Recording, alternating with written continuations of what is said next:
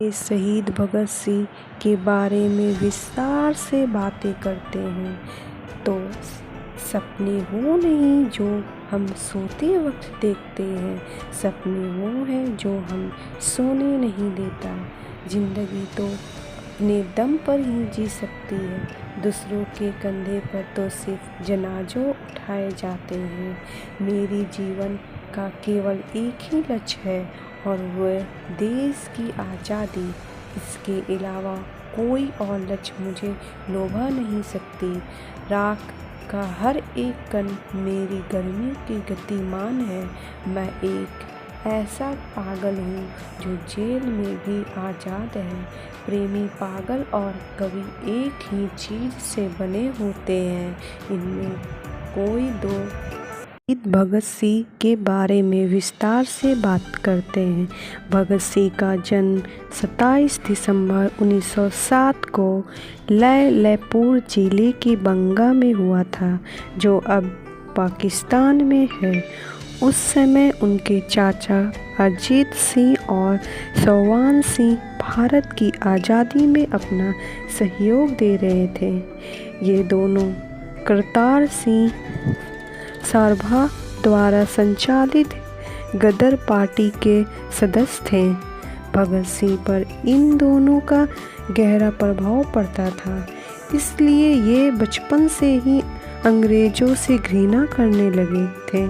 भगत सिंह करतार सिंह सराभा और लाला लाजपत राय से अधिक प्रभावित थे। 13 अप्रैल 1919 को जलियांवाला बाग हत्याकांड ने भगत सिंह के बाल मन पर बड़ा गहरा प्रभाव डाला। लाहौर भगत सिंह करतार सिंह सराभा और लाला लाजपत राय से अधिक प्रभावित थे। 13 अप्रैल 1919 को जलियांवाला बाग हत्याकांड ने भगत सिंह के बाल मन पर बड़ा गहरा प्रभाव डाला। लाहौर ने नेशनल कांग्रेस की पढ़ाई छोड़कर भगत सिंह ने 1920 में भगत सिंह महात्मा गांधी द्वारा चलाए जा रहे अहिंसा आंदोलन में भाग लेने लगे, जिसमें गांधी जी विदेशी सामानों का बहिष्कार करते रहे थे। 14 वर्ष की आयु में ही भगत सिंह ने सरकारी स्कूलों की पुस्तकें और कपड़े जला दिए। इसके बाद उनके पोस्टर गांव में छपने लगा। भगत सिंह पहले महात्मा गांधी द्वारा चलाए जा रहे आंदोलन और भारतीय नेशनल कॉन्फ्रेंस के सदस्य थे। 1921 में जब चौरी चौरा हत्याकांड के बाद गांधी जी ने किसानों का साथ नहीं दिया तो भगत सिंह पर उसका गहरा प्रभाव पड़ा। उसके बाद चंद्रशेखर आज़ाद के नेतृत्व में गठित हुई गर्दन दल के हिस्से बनाए गए। उन्होंने चंद्रशेखर आज़ाद के साथ मिलकर अंग्रेज़ों के खिलाफ आंदोलन शुरू कर दिया। 9 अगस्त 1925 को शाहजहाँपुर से लखनऊ के लिए चली 8 नवंबर डालन पैसेंजर से काकोरी नामक छोटे से स्टेशन पर सरकारी खजाने को लूट लिया गया। यह घटना काकोरी कांड नाम से इतिहास में प्रसिद्ध है। इस घटना को अनजान भगत सिंह, राम प्रसाद बिस्मिल, चंद्रशेखर आज़ाद और प्रमुख क्रांतिकारियों ने साथ मिलकर अंजाम दिया था। काकोरी कांड के बाद अंग्रेज़ों ने हिंदुस्तान रिपब्लिक एसोसिएशन के अंककारियों की धरपकड़ तेज कर दी थी और जगह जगह अपने एजेंट बहाल कर दिया। भगत सिंह और सुखदेव लाहौर पहुंच गए। वहां उनके चाचा सरदार किशन सिंह ने एक खटाल खोल दिया और कहा कि अब यहीं रहो और दूध का कारोबार करो। वे भगत सिंह की शादी कराना चाहते थे और एक बार लड़की वालों को भी लेकर पहुंचे थे। भगत सिंह कागज पेंसिल ने दूध का हिसाब करते, पर कभी हिसाब सही मिलती नहीं। सुखदेव खुद ढेर सारा दूध पी जाते और दूसरों को भी मुफ्त में पिलाना पसंद था। वे राजगुरु और सयपाल के साथ जब भी मौका मिलता था फिल्म देखने चले जाते थे। चार्ली चैपलिन की फिल्में बहुत पसंद थी। इस पर चंद्रशेखर आज़ाद बहुत गुस्सा होते थे। भगत सिंह ने राजगुरु के साथ मिलकर 17 दिसंबर 1928 को लाहौर में सहायक पुलिस अधीक्षक रहे अंग्रेज अफसर जेपी सॉर्ड्स को मारा था। इसमें चंद्रशेखर आज़ाद ने उनकी पूरी सहायता की थी। क्रांतिकारी साथी फटुकेश थद के साथ मिलकर भगत सिंह ने अलीपुर रोड दिल्ली स्थित ब्रिटिश भारत की तहकीकात को असेंबली के संभाव में 8 अप्रैल 1929 को अंग्रेज सरकार को जगाने के लिए बम और पेच फेंके थे। भगत सिंह क्रांतिकारी देशभक्त ही नहीं बल्कि एक अध्ययनशील विचारक, कलम के धनी, दार्शनिक, चिंतित और लेखक, पत्रकार और महान मनुष्य थे।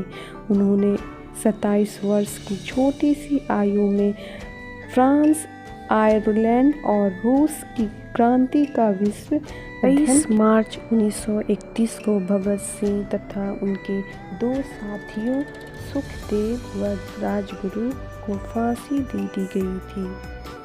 फांसी पर जाने से पहले वे 20 मील की जीवन पढ़ रहे थे, जो सिंध वर्तमान पाकिस्तान का एक सूबा के एक प्रकाशित भजन लाल बुकसेलर ने ऑर्ट प्रिंस सिंध से छापी थी। पाकिस्तान में शहीद भगत सिंह के नाम पर चौराहों का नाम रखा जाने लगा। लाहौर प्रशासन ने ऐलान किया था कि शहर शादमान चौल में भगत सिंह ने करीब 2 साल रहे। इस दौरान वे लेख लिखकर अपने क्रांतिकारी विचार व्यक्त करते रहे। जेल में रहते हुए उनका अध्ययन बराबर जारी रहा। उस दौरान उनके लिखे गए लेख व परिवार को लिखे गए पत्र आज भी उनके विचारों के दृढ़ हैं। अपने लेखों में उन्होंने कई तरह से पूंजीपतियों को अपना शत्रु बताया है। उन्होंने लिखा कि मजदूरों का शोषण करने वाला चाहे एक भारतीय ही क्यों ना हो, वह उनका शत्रु है। उन्होंने जेल में लिखा जिसका शीर्ष था मैं नास्तिक क्यों हूँ।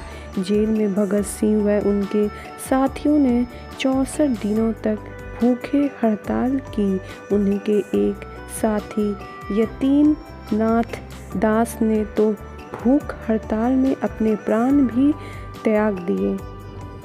उनके अनुसार एक बार सरदार अजित सिंह ने भगत सिंह से कहा कि अब सब लोग तुम्हें मेरे भतीजे के रूप में जानने लगे हैं।